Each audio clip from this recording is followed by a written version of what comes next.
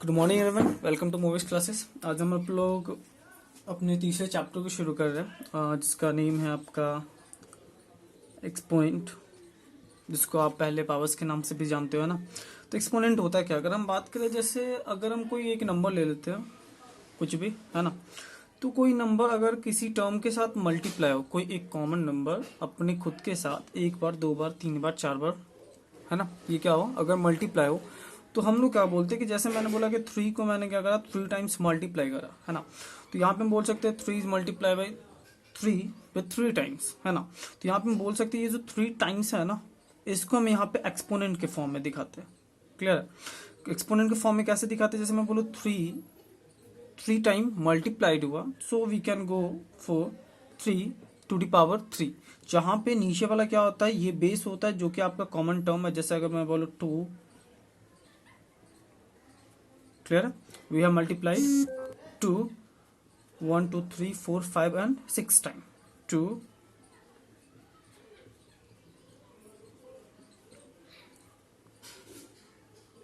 6 times. Clear? तो यहाँ पे समझिए क्या हो रहा है बाबू, जब कहीं बात करा जाएगा ना कि जैसे कोई नंबर एक से ज्यादा बार मल्टीप्लाई करा गया, है ना, तो ये जो चीज होता है इसको हम एक्सपोनेंट बोलते हैं। यानी वो कितना टाइम क्या हो रहा, मल्टीप्लाई हो रहा, हाउ मेनी टाइम्स। एंड जो चीज यानी कि जो पर्टिकुलर वो नंबर, जो डिजिट, जो पर्टिकुलर नंबर क्या होगा मल्टीप्लाई, उसको हम बेस बोलते हैं। क्लियर?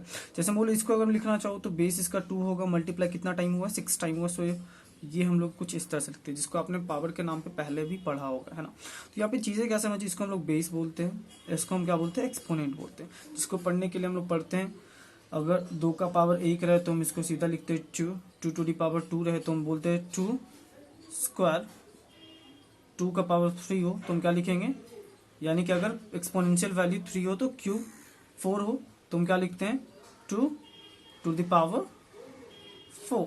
क्लियर? तो इस तरह से हम क्या करते हैं, ओरली बोलते हैं और एक्सपोनेंट का मतलब समझते हैं। एक्सपोनेंट मतलब हुआ क्या, अगर कोई भी नंबर कितना बार एक टर्म में मल्टीप्लाई करा जा रहा है, जितना बार यानी कि जितने टाइम्स वो मल्टीप्लाई किए जा रहे हैं उतने उसके क्या होंगे, एक्सपोनेंशियल वैल्यू होगा। अब इंपॉर्टेंट चीजें इन एक्सपोनेंशियल वैल्यू के लिए भी आपको रिगार्डिंग में बहुत सारी चीजें ध्यान रखनी होती है। जैसे अगर बात करा जाए, जैसे अगर कभी बोला जाए 3 टू दी पावर 5, इसका मीन्स क्या होगा, what does it mean, it means 3 occurs 5 time. Clear? अगर वो 3 to the power 1 then 3 1 time. Clear? So that's why आप ना किसी भी डिजिट का, किसी भी नंबर का अगर एक्सपोनेंशियल वैल्यू 1 रखते हैं तो वो नंबर क्या होता है, खुद होता है, बाकी उसमें कुछ भी टर्म्स नहीं होता। पर अगर किसी केस में अगर बोला जाए बाबू कि कोई, मैंने आपको एक वर्ड, एक बेस दिया और उसके मैं बोलूँ कि अभी इसके जो एक्सपोनेंट हो वो नेगेटिव हो, क्या नेगेटिव हो, तब इसका वैल्यू क्या आता है। जब कहीं भी पावर यानी एक्सपोनेंट अगर नेगेटिव होता है तो ये कुछ इस तरह से हो जाता है कि ये 1 divided by 3 to the power 1 हो जाता है। समझ रहे? यानी कि इस नेगेटिव पावर को पॉजिटिव करने के लिए हम लोग क्या करते हैं, एक ऊपर रखते हैं 1 और उसके नीचे आप न्यूमरेटर में रखो, डिनोमिनेटर में क्या चला जाता है, ये चला जाता है। यानी कि आप बोल सकते हो 3 to the power 2 is equal to 1 by 3 to the power 2। आप इसको 3 स्क्वायर बोलो, है ना।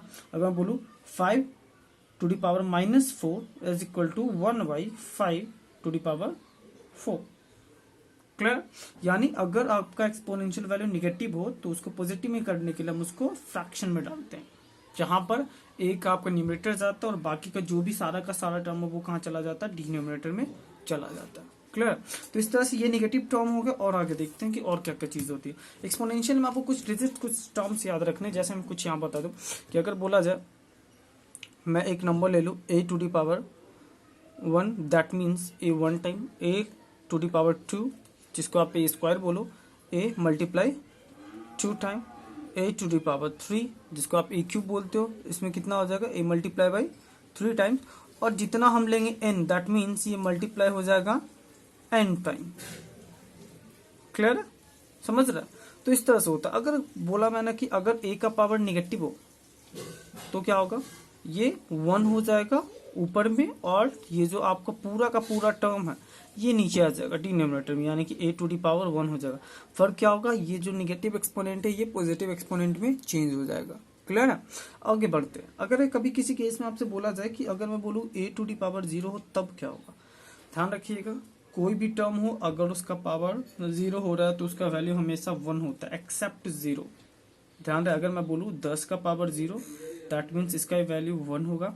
अगर मैं बोलूँ 1000 टू दी पावर 0 देन इसका भी वैल्यू 1 होगा। अगर मैं बोलूँ ABC to the power 0 then इसका भी वैल्यू 1 ही होगा। क्लियर? दैट मीन्स कोई भी बेस हो अगर उसका एक्सपोनेंट 0 हो रहा है तो उसका वैल्यू क्या होगा? 1 होगा एक्सेप्ट 0। अगर 0 टू दी पावर 0 हो तब हम इसको बोलते हैं अनडिफाइंड।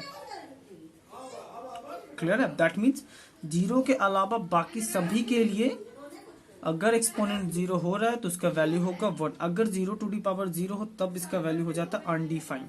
क्लियर है? तो इतना चीज ध्यान रखना है। यानी मैंने क्या लिखा? a to the power 0। अगर किसी केस में बोला जाए कि एक ही टर्म का दो पावर, जैसे अगर बोला जाए कभी भी एक्सपोनेंशियल बात करें तो एक्सपोनेंशियल मतलब मल्टीप्लिकेशन होता है, और मल्टीप्लिकेशन जब भी एक्सपोनेंट की बात करें तो एक्सपोनेंट में हम लोग क्या करते हैं? सिर्फ मल्टीप्लिकेशन और डिवीजन पे काम करते हैं। मल्टीप्लिकेशन और डिवीजन पे काम करते हैं, कैसे करते हैं हम ये बताते हैं कि आखिर मैंने ये क्यों लिखा। मल्टीप्लिकेशन और डिवीजन मतलब समझ, जैसे मैं बोलूँ अगर एक प्रॉब्लम दे दूं, आप एक बात बताओ मुझे 10 to the power 2 multiply by 10 to the power 4 करो, इसका आंसर बताओ मुझे क्या होगा? और एक्सपोनेंट वैल्यू होना चाहिए जिसका बेस 10 हो। अब एक्सपोनेंशियल वैल्यू की बात करें तो एक्सपोनेंशियल वैल्यू मतलब क्या होता है? अगर आप इसको तोड़ो तो आप इसको लिख सकते हो 10 इंटू 10। आप इसको स्प्लिट करो तो ये लिख सकते हो 10 4 टाइम्स। क्लियर? और अगर हम इन दोनों को मल्टीप्लाई करें मतलब क्या होगा? 10 1 2 3 4 5 एंड 6 टाइम। तुम क्या लिख सकते हैं? 10 टू दी पावर 6। अब यहाँ पे क्या देखने को मिला? यहाँ पर अगर बेस सेम है, बेस क्या है? सेम है, और उसको मल्टीप्लाई करा जा रहा है तो पावर क्या हो रहा है? जुट जा रहा है ना, ऐड हो रहा है, ऐड ऑन हो रहा है। जहाँ पे 2 + 4 था, यहाँ मैंने आपको सिंपली बेस सॉल्यूशन करके देखा। तो यहाँ पे हम किस तरह लिख सकते हैं? जबकि वैसा तो हम सीधा लिख सकते हैं 10 टू दी पावर ये वाला एक्सपोनेंट और ये वाला एक्सपोनेंट क्या होगा? ऐड होगा। अगर मल्टीप्लाई है तो, समझ रहा है? तो ये क्लियर हुआ। आगे बढ़ते हैं। अगर किसी केस में बोला जाए कि अगर, यानी कि इसके लिए टर्म मैं यहाँ पे लिखता हूँ, अगर बोला जाए a to the power m multiply by a to the power n, so क्या होता है? बेस सेम है और एक्सपोनेंट अलग अलग, तो क्या करेंगे? और टर्म गुना में है तो बेस लिख दीजिए, और जो भी मल्टीप्लाई में उसका एक्सपोनेंशियल टर्म है उसको हम क्या कर देते हैं बाबू? ऐड कर देते हैं। ठीक है, ऐड कर देंगे, सीधा उसका सॉल्यूशन हो जाएगा। आपको इतना करने की जरूरत नहीं है। क्लियर है? आगे देखते हैं। आगे अगर आप देखो, जैसे अगर बोला जाए 10 टू दी पावर 4 है और मैं डिवीजन में लगा दूं 10 टू दी पावर 2, तब क्या होगा? तब क्या होता है? जैसे अगर हम इसको तोड़ो तो 10 10 इंटू 10 इंटू 10 4 टाइम्स, है ना। डिवीजन में चला गया, ये 10 इंटू 10 कितना हो जाएगा? 2 टाइम है ना। 10 स्क्वायर है तो 2 टाइम्स। अब डिवीजन करोगे तो 1 2 टाइम कट गया, बच गया कितना? 10 इंटू 10, जिसको आप लिख सकते हो 10 to the power 2। That means यहाँ पे दिखा क्या कि अगर हम यहाँ पे देखते हैं एक्सपोनेंट सेम है और उन दोनों में डिवीजन लगाया जा रहा है तो एक्सपोनेंशियल वैल्यू क्या होता है? घट जाता है। 4 में से 2 गया तब क्या आएगा? 2 आएगा। यानी दैट मीन्स अगर बोला जाए a to the power m divide a to the power n, then जो इसका सॉल्यूशन क्या होगा? m माइनस n होगा। क्या होगा? m minus n। माइनस किस में होगा?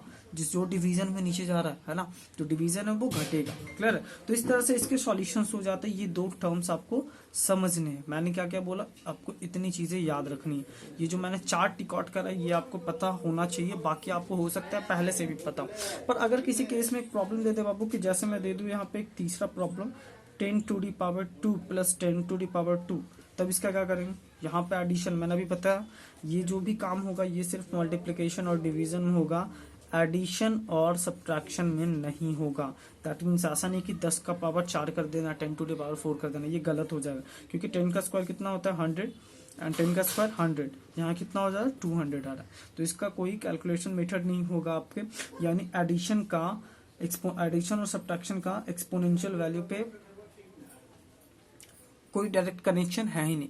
इसके अलावा क्या करना पड़ेगा? सॉल्व करना पड़ेगा। ठीक है, तो ये चीजें समझ में आनी चाहिए आपको। होप से इतना समझ में आया होगा। और थोड़ा सा आगे बढ़ते हैं कि जब कहीं भी अगर बोला जाए आपको कि चलो भाई एक बात बताओ मुझे, कि आपने कई बार देखा होगा हम बोलते हैं ऐसा कि आप ना लिखो 10 टू दी पावर, या फिर मैं बोलूँ कि काम करो 9 का पावर एक्सपोनेंशियल वैल्यू -3, आप इसको इस तरह से लिखिए ताकि उसका बेस 3 हो। बेस कितना हो? 3 हो। और एक्सपोनेंट बताइए क्या आएगा इसका, है ना। तो हम इसको देखेंगे। पहले अगर हम इसको लिखना चाहते हैं हम लिख सकते 3 इंटू 3, है ना, और -3 होल, है ना। और आपको एक प्रॉपर्टी बताया गया था कि जब कहीं भी ऐसा हो दैट मीन्स ये एक्सपोनेंट दोनों पे जाएंगे, ठीक है। तो अभी करना है क्या बाबू, आपको इतना होप से समझ में आ गया होगा। अगर इतना समझ में आया तो फिर आपके लिए अब जो नेक्स्ट एक्सरसाइज मिलने वाला है वो होप से इतना से होगा, ठीक है। और जो भी आपको लास्ट चैप्टर से प्रॉब्लम हो रहा था वो हम लोग देखते हैं थोड़ी देर में। आपको हो सकता है मैं आपको लाइव सेशन दे दूं जूम से, ठीक है। तो थोड़ा वेट करिए।